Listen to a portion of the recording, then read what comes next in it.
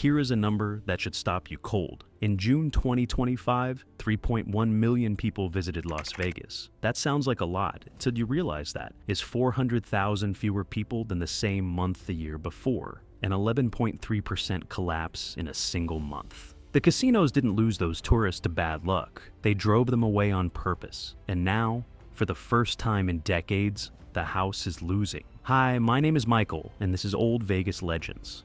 The numbers don't lie.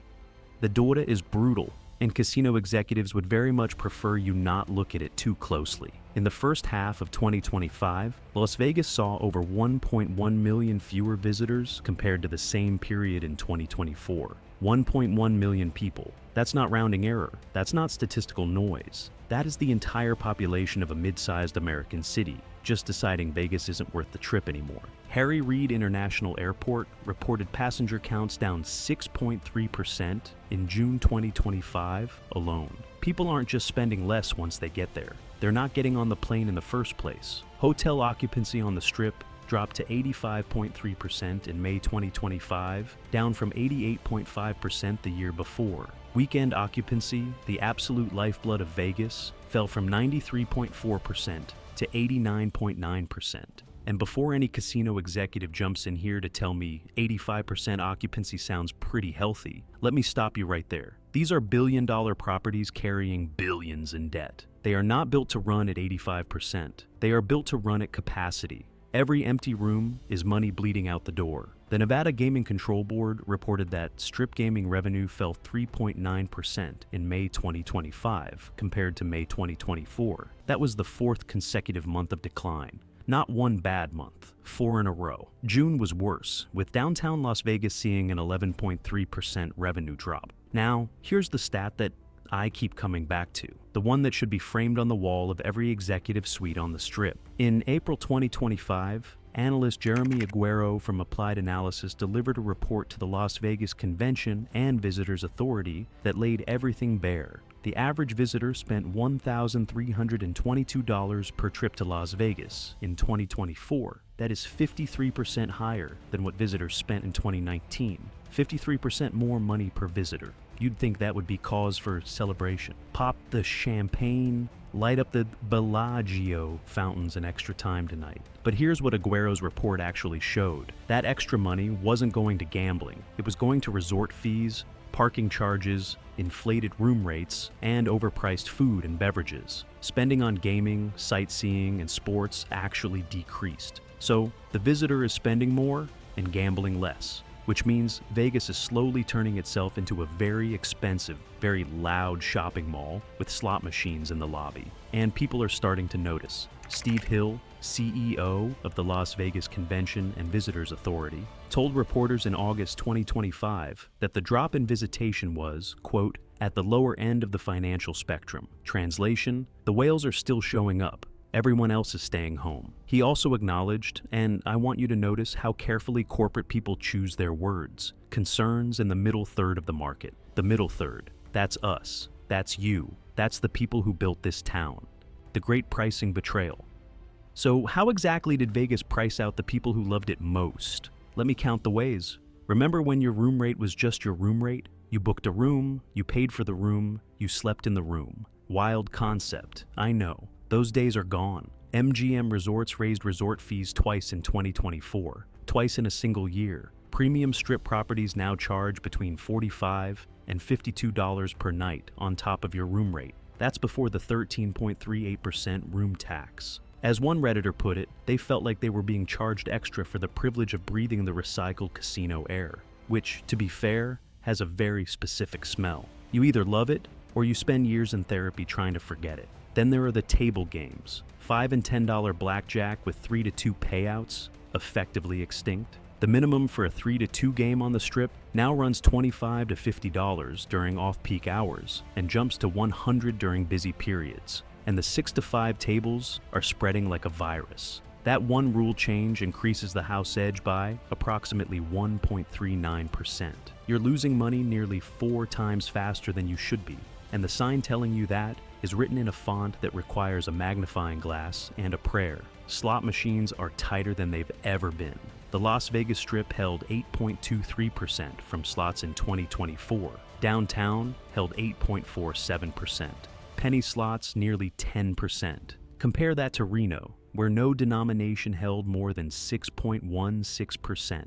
Vegas isn't even pretending to compete anymore. And the food, $25 cocktails, $30 pancakes, $44 for coffee and pastries. I want to be clear that I am a man who tips generously and believes in the hospitality industry. But when the baseline price already makes a Manhattan hotel look reasonable, the tipping math becomes genuinely painful. As of 2025, only 8 all-you-can-eat buffets remain on the Strip. 8. The buffet was the great equalizer of old Vegas, the place where a truck driver from Ohio ate alongside a millionaire from Manhattan, and both felt like they won. That tradition is gone. The ones that survived charge triple what they used to. Less food, higher price, lower quality. Somehow they made the buffet worse. That takes talent. The death of the free strip. Here is something that the younger generation of Vegas visitors will never fully understand, and that those of us who remember the old days will never fully get over. Vegas used to give you things for free. Not free in the sneaky, hidden cost, fine print way that things are free today. Actually free. Walk up to the sidewalk. No reservation required. Just stand there and enjoy free. The Mirage Volcano. From 1989 until 2024, every 15 minutes after dark, that volcano on the Las Vegas Strip erupted. Fire, water, the smell of burning petroleum that I'm pretty sure has permanently altered the lung capacity of several thousand tourists. And they wouldn't trade the memory for anything. Families would stop dead on the sidewalk. Couples would pause mid-argument. Complete strangers would turn to each other and say, "Did you see that?" And then they'd walk inside and gamble. That's how it worked. The spectacle was the hook. The casino was the catch. Steve Wynn understood this at a bone-deep level. Give people a show they can't get anywhere else, and they'll come. Then they'll spend. The Mirage Volcano was demolished in August 2024. Not closed, not mothballed, demolished. To make way for Hard Rock's guitar-shaped tower, which I'm sure will be very tasteful, and not at all something that looks like it belongs at a suburban entertainment complex. On the volcano's final night, crowds packed the sidewalks to watch it erupt one last time. People were crying, actual tears, over a volcano. And I say that not to mock them, but because I completely understand it, because that volcano wasn't just a volcano. It was a promise that this city made to ordinary people that wonder was available to everyone. Treasure Island's pirate battles, Battle of Buccaneer Bay, then the Sirens of T.I. For over 20 years, those shows played out front of that casino, and they were free and they were spectacular, and they drew crowds, and those crowds wandered inside, permanently shuttered back in 2013, gone. Marvel's Avengers Station at Treasure Island closed permanently on January 1st, 2024, another empty space where wonder once lived. These weren't just tourist attractions. They were the nervous system of the Strip's energy. They were the reason the sidewalks were full, and full sidewalks mean people wandering into casinos on impulse, sitting down at a table they hadn't planned to sit at, ordering a drink they hadn't planned to order, having an experience they hadn't planned to have. That is how Vegas worked. The free stuff was never free. It was the most sophisticated marketing operation in American entertainment history. And the people who tore it down to chase quarterly margins didn't understand what they had until it was gone. One Redditor wrote something that I've been thinking about ever since I read it. They said, Vegas broke the compact with the common man. It was a given that you would lose the money you brought gambling, but for that, you would eat pretty well, have a clean room, and access to a pool. That compact is shattered. That's it. That's the whole story in 3 sentences right there. The whale obsession, that's sinking the ship. Now, to be fair to the casino executives, I want to explain the logic behind their strategy, because there is logic to it. It's wrong, but it's logical. The thinking goes like this. A whale, a high roller who bets millions per session, generates more revenue in one weekend than 100 regular tourists generate in a year. So, if you can fill your property with whales, you don't need the regular tourists. You need fewer staff, fewer rooms, fewer comps, fewer free volcanoes, just a handful of ultra-rich players in private gaming salons with $1,000 minimums, and you're printing money. This is the world Caesars Entertainment CEO Tom Regg was describing in 2023 when he said, on an actual earnings call to actual analysts, quote, "You're kicking out the lowest end. I see no reason that needs to stop or would stop. The CEO of one of the largest casino companies on earth looked his investors in the eye and told them he was intentionally eliminating customers. And the investors nodded because the math seemed to check out. The VIP treatment these whales receive is genuinely extraordinary, almost comically so. Private jets, helicopter transfers, chauffeur services in Rolls-Royce and Bentley vehicles, penthouse suites available by invitation only. Australian billionaire James Packer running bets into the millions at Bellagio and Venetian. Floyd Mayweather's gambling appetite, which is, let's say, considerable, being accommodated at every turn. Here's the problem, and it's not a small problem.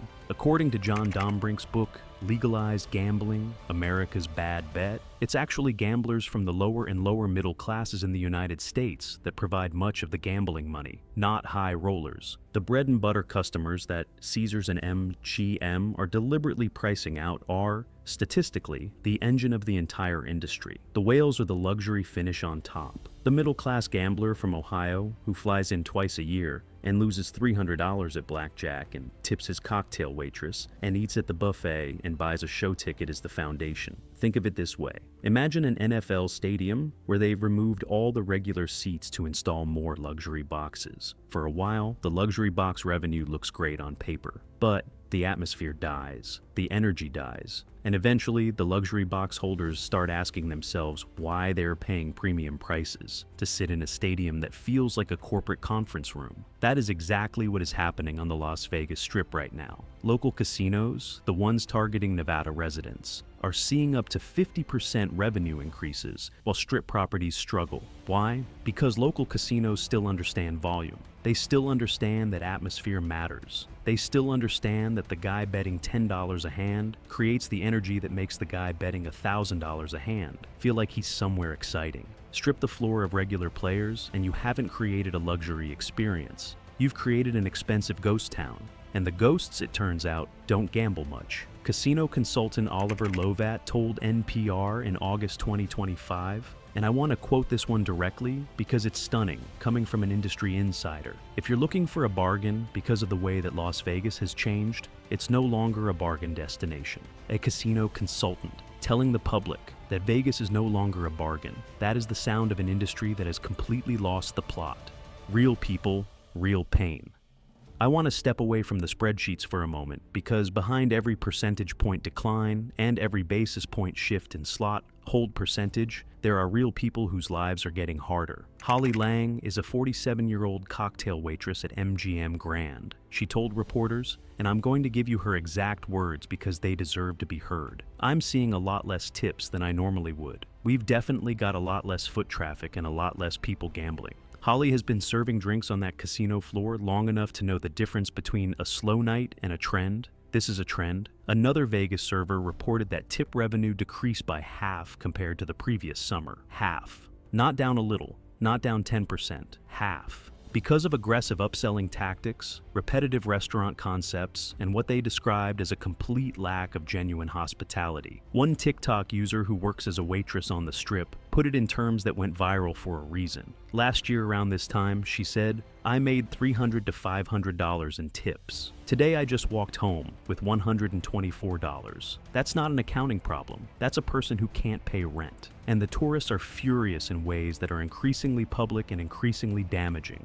A guest at the Flamingo discovered he was being charged an extra $60 for early check-in on top of what he'd already paid for the room. He posted about it on social media. It went viral because it resonated. Because millions of people have had exactly that feeling, that specific deflating, you've gotta be kidding me feeling when Vegas hits you with another charge you didn't see coming. The nachos heard around the world. In early 2024 at the Fontainebleau, a guest named Mike Herman ordered nachos at the sportsbook and waited an hour. When the plate arrived, he posted a photo, 6 tortilla chips covered in melted cheese, surrounded by 4 dipping sauces. The price, $24. His caption was just, "Come on, man." The post got 1.22 million views. Other Vegas casinos pile on, posting their own generous nachos at half the price. 4 Queens offered pulled pork nachos for $12.99. The hashtag NachoGate was born. It's funny until you realize it isn't funny at all, because that plate of 6 chips is a perfect symbol of what Vegas has become. Less than you expected, more than it's worth, and delivered slowly with a smile that doesn't quite reach the eyes. A comment on X in April 2025 got over 15,000 likes and was actually included in an official report to the LVCVA, which tells you everything you need to know about how bad things have gotten. The user wrote, "The value proposition of Vegas has completely collapsed.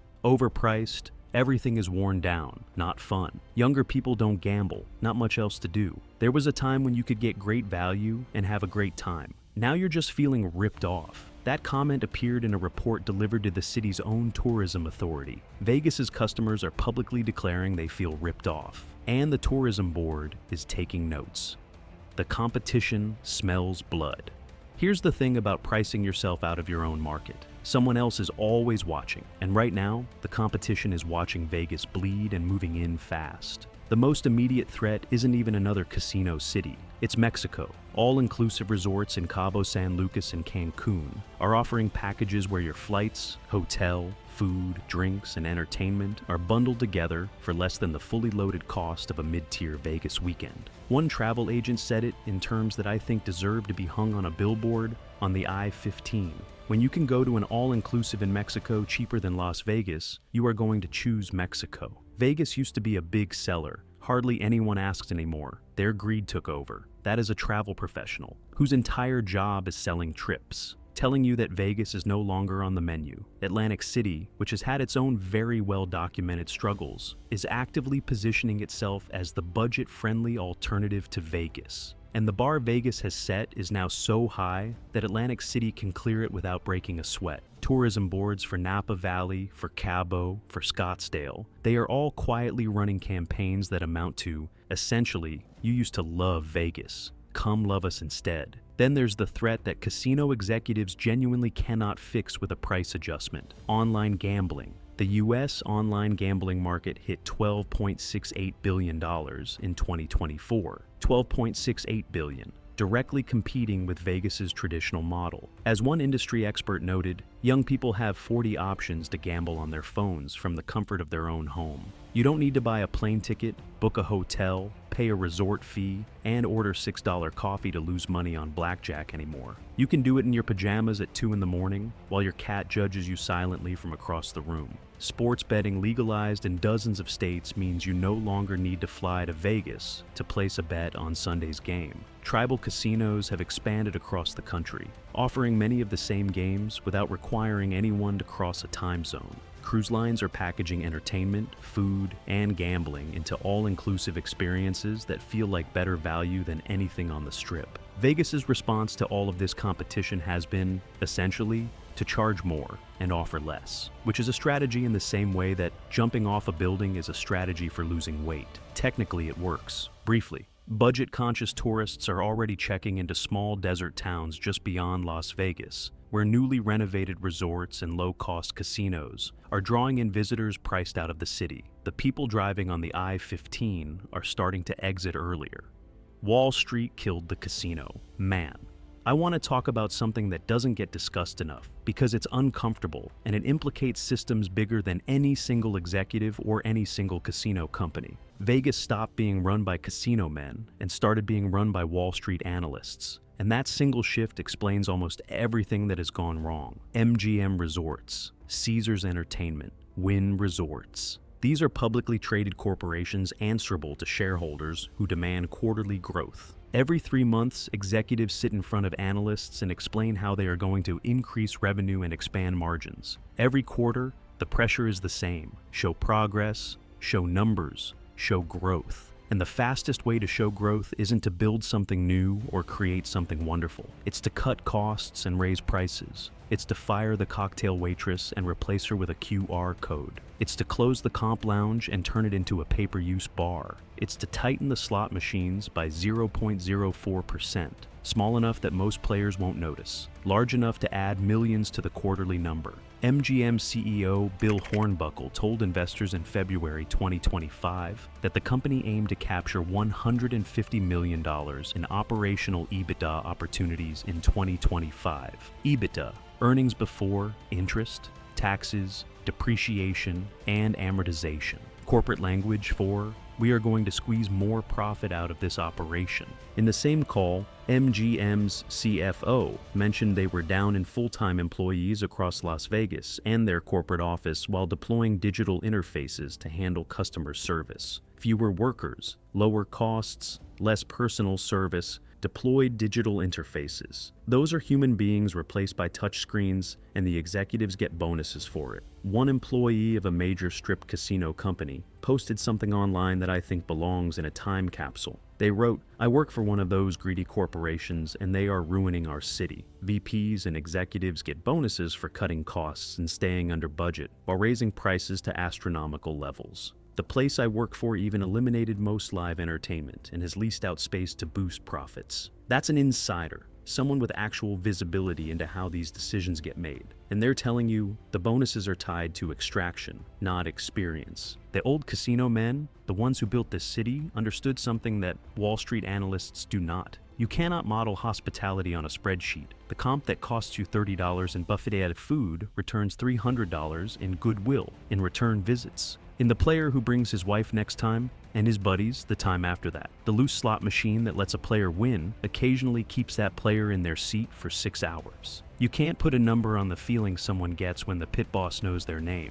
You can't quantify the moment a volcano erupts. And a tourist from Des Moines decides that Vegas is the greatest place on earth and books the same trip every year for the next 20 years. University of Nevada, Las Vegas economics professor Stephen Miller has predicted a slow contraction through 2026, warning that gross gaming revenue will likely return to pre-pandemic trends as savings and discretionary income return to where they were before the pandemic. And the Poker Palace, a family-owned casino that had served North Las Vegas since 1974, announced it would close permanently in October 2025, laying off 126 employees. 51 years, gone. Because the economics of the industry the casino executives built no longer support a family-run operation that treats its regulars like regulars. That is not progress. That is a city eating itself. Can Vegas come back? I want to be honest with you here, because it would be easy to end on pure outrage, and I don't think that's entirely fair or entirely useful. There are people inside the Vegas industry who understand what's happening and are trying to fix it. Tourism consultant Desiree Stokes-Bloom has recommended a moratorium on resort fees to spur interest in travel to Southern Nevada. Resorts World Las Vegas has already eliminated resort fees, making it the only major strip property to do so. That's a start, a small one, but a start. The Nevada Gaming Control Board is considering rule changes that would introduce more flexibility into the market, though critics argue, with some justification, that the proposed changes mostly create more exclusive spaces for wealthy players, rather than addressing the core problem of affordability for regular visitors. Caesars Entertainment CEO Tom Reeg acknowledged in an earnings call that Las Vegas, in his own words, started leaking as a market in June 2025 and expected the third quarter to remain soft. When the executive who famously said he saw no reason to stop kicking out the lowest end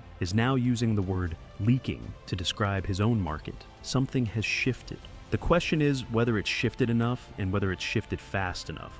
But here's the honest truth. The forces working against Vegas right now are not all self-inflicted. Some of them are genuinely structural. Younger generations are growing up with 40 gambling options on their phones, and no particular nostalgia for the Strip. Canadian visitors, Vegas's biggest international market, dropped 18% in 2024 amid political tensions that have nothing to do with resort fees. Economic headwinds throughout 2025 have squeezed discretionary budgets across the board, and Vegas, being almost entirely discretionary, feels that immediately. Real recovery requires more than eliminating resort fees at one property, or acknowledging that June was soft. It requires something closer to a philosophical shift, a genuine reckoning with the question of what Vegas is for and who it serves. It requires the executives in those glass towers to look at those empty casino floors and understand that the energy they're missing isn't a marketing problem, it's a people problem. Specifically, it's the problem of having removed the people,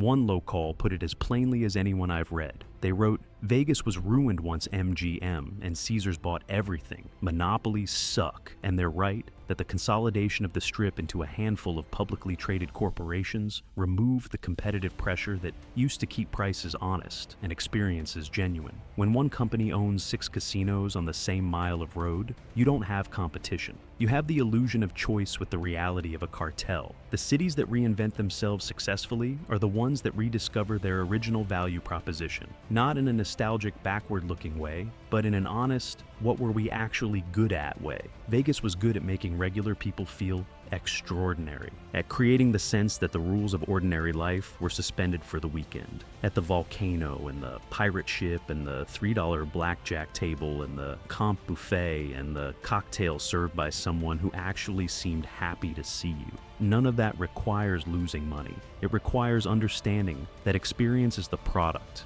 not the room, not the table, not the slot machine. The room and the table and the slot machine are just the delivery mechanism for the experience. And right now, the delivery mechanism is overpriced, understaffed, and visibly straining under the weight of extraction. Vegas wasn't built by billionaires. It was built by people like you, the ones who saved up for the trip, who wore their best outfit on the plane, who stood on the Strip for the first time and felt their jaw drop, who lost $200 at craps and laughed about it over a steak dinner that cost $12, who came back the next year and the year after that and brought their friends and then brought their kids and built this city one visit at a time over decades. Those people are voting with their wallets right now. 11% declines, 400,000 fewer visitors in a single month, 1.1 million missing people in the first half of 2025. That's a verdict. That's millions of individual decisions by millions of individuals who all independently reach the same conclusion. It's not worth it anymore. Whether Vegas hears that verdict or keeps chasing the whale while the ocean dries up,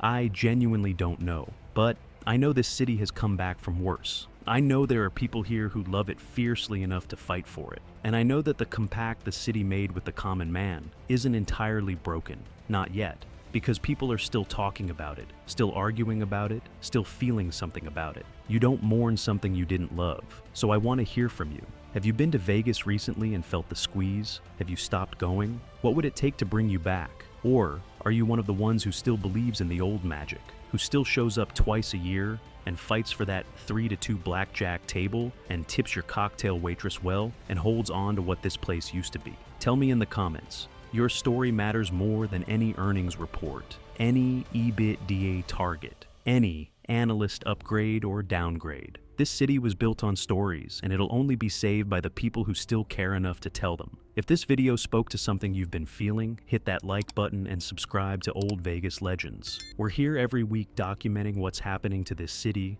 the real story behind the numbers, the human cost behind the corporate strategy, and the faint, stubborn hope that Vegas might still remember what made it legendary. I'm Michael. This has been Old Vegas Legends. And Vegas, for better or worse, I'm not done with you yet.